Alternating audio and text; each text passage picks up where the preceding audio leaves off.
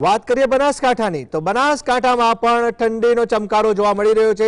ઠંડીના પ્રમાણમાં સતત વધારો થઈ રહ્યો છે, જેને લઈને બનાસવાસીઓની વાત કરવામાં આવે તો બનાસવાસીઓ પણ ઠંડીમાં હવે ઠૂંઠવાયા છે। ઠંડી સાથે તાપણું કરતા પણ બનાસકાંઠાના લોકો જોવા મળી રહ્યા છે, જેને લઈને એક બાજુ ચાયની ચુસ્કી, બીજી બાજુ તાપણું અને ઠંડીની મોજ બનાસવાસીઓ માણી રહ્યા છે। બનાસવાસીઓ ગરમ ટોપી અને સ્વેટર સાથે જોવા મળી રહ્યા છે। આગામી દિવસોમાં ઠંડી વધવાની હવામાન વિભાગ દ્વારા આગાહી કરવામાં આવી છે। વધુ જાણકારી માટે બનાસકાંઠાથી જોડાયા છે સંવાદદાતા ધ્રુવ।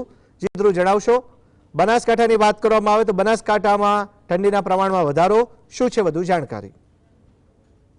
ચોક્કસથી કામે જે રીતે ગુજરાત સહિત બનાસકાંઠા જિલ્લાના અંદર પણ હવે જે રીતે ઠંડીનો ચમકારો છે તો બનાસવાસીઓ કરી રહ્યા છે। જે રીતે ઉત્તર ગુજરાતની વાત કરું તો ઉત્તર ગુજરાતના અંદર સૌથી વધુ જે ઠંડી છે તે અત્યારે ડીસામાં પડી રહી છે। નલિયા બાદ પણ આમ પણ જે રીતે ડીસા છે તે ઠંડુગાર જે શિયાળા સમય છે તે બનતું હોય છે। જો કે અત્યારે વાત કરવામાં આવે તો લાંબા સમય બાદ જે રીતે ઠંડીનું પ્રમાણ છે તે બનાસકાંઠા જિલ્લાના અંદર જે રીતે વધી રહ્યું છે। જે રીતે લઘુત્તમ તાપમાનનો જે પારો છે તે સતત રીતે જતો જોવા પણ મળી રહ્યો છે, જેના કારણે જે રીતે બનાસવાસીઓ છે તે ટોપી, મફલર અને જે સ્વેટર છે તે સજ્જ બન્યા છે। જે રીતે તાપમાનનો પણ સહારો છે તે લોકો વહેલી સવારથી લેતા નજરે પડતા હોય છે। આ જે રીતે મોર્નિંગ વોક માટે પણ લોકો નીકળતા હોય છે। લોકો માનતા હોય છે કે જે રીતે મોર્નિંગ વોક અને તે બાદ જે રીતે કસરત માટે જે લોકો કરતા હોય છે તેનાથી તે લોકોને ઠંડીનો અહેસાસ છે તે થોડો ઓછો થતો હોય છે। તેના કારણે જે જિલ્લાના જે લોકો છે તે વહેલી સવારથી જે રીતે તે લોકોના જે સ્થળો હોય છે, ગાર્ડન હોય છે, ત્યાં આગળ મોર્નિંગ વોક માટે નીકળતા હોય છે।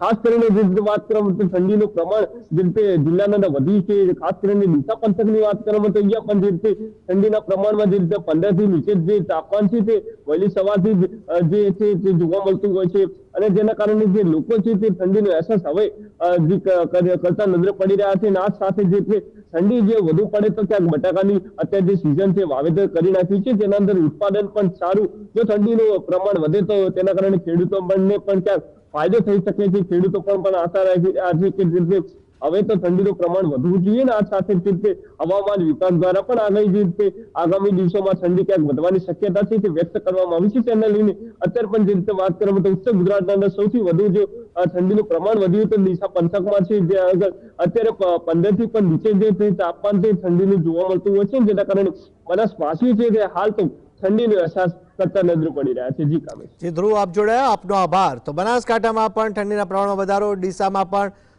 બનાસવાસીઓ ઠંડીમાં ઠૂંઠવાયા છે।